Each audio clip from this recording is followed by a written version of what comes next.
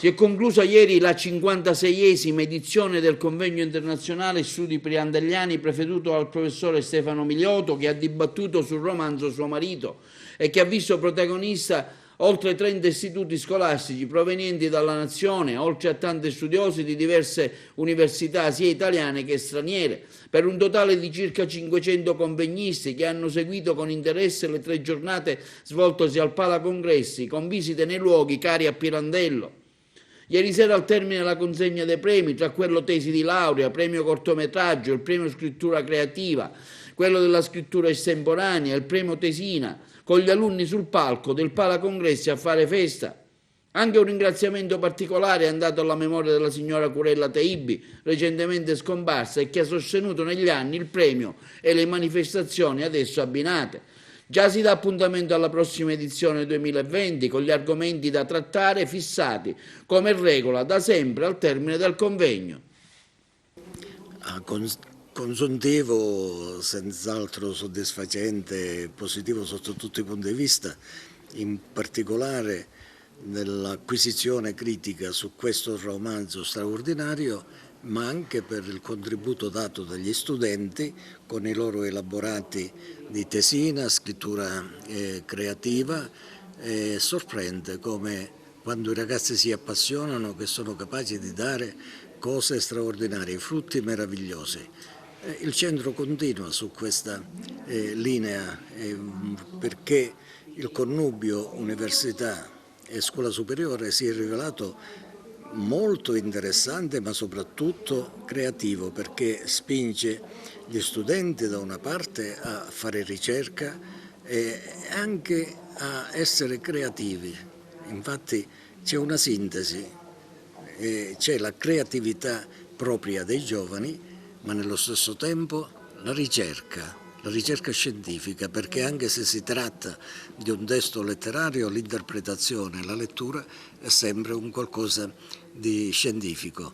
Ecco, la presenza, poi siamo qua in questo convegno circa 500 persone che hanno seguito con attenzione, che hanno seguito con interesse questo convegno, che non era un convegno semplice, cioè andare a porre Suo marito, pubblicato con questo titolo nel 1911 e poi nel 1941 con il titolo Giustino Roggella, nato Poggiolo, per la densità dei contenuti, il complesso di situazioni che si riscontrano in quel romanzo, ma soprattutto per un'autobiografia larvata è qualcosa di straordinario. E poi è una lettura, e io invito a farlo, è una lettura tutto sommato piacevole. Ora ci sarà la premiazione, si premieranno i ragazzi per le loro composizioni nelle varie articolazioni. Sì, certo, noi abbiamo i concorsi riguardo alla redazione di una tesina sul pensiero pirandelliano, ma sulle tematiche proposte dal convegno, e poi abbiamo le prove di scrittura creativa.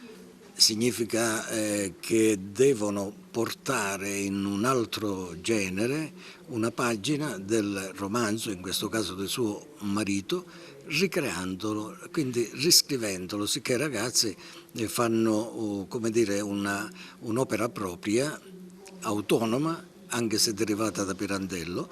E poi c'è la realizzazione, il premio che riguarda al cortometraggio. I ragazzi infatti hanno prodotto cortometraggi di ispirazione pirandelliana, quindi noi non andiamo fuori da queste condizioni pirandelliane, situazioni pirandelliane, è sempre Pirandello che è oggetto di riflessione, di ricerca e di elaborazione artistica da parte dei ragazzi. Abbiamo presentato proprio oggi pomeriggio la 57esima edizione, il convegno praticamente è pronto, quindi il 2020 parleremo di 2 romanzi agrigentini. Io, dato che si tratta di un'emittente locale agrigentina, inviterei gli agrigentini a una rilettura, se non una prima lettura, dell'Esclusa e Il turno, che sono 2 romanzi della prima ora di Pirandello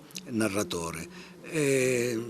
Ecco, ci aiutano quei 2 romanzi noi agrigentini a conoscerci meglio. Come sempre il convegno è un grande nutrimento per la mente, per il cuore, per l'anima, per la cultura. Quest'anno poi con un tema che appariva magari poco conosciuto ma che in realtà è talmente ricco di temi e di connessioni contemporanee che ancora una volta ci fanno capire davvero la grandezza di quest'autore, quindi un'esperienza bellissima, i ragazzi ricchi di entusiasmo, di voglia di partecipare, quindi direi veramente un ottimo momento, un bellissimo momento e un ottimo bilancio.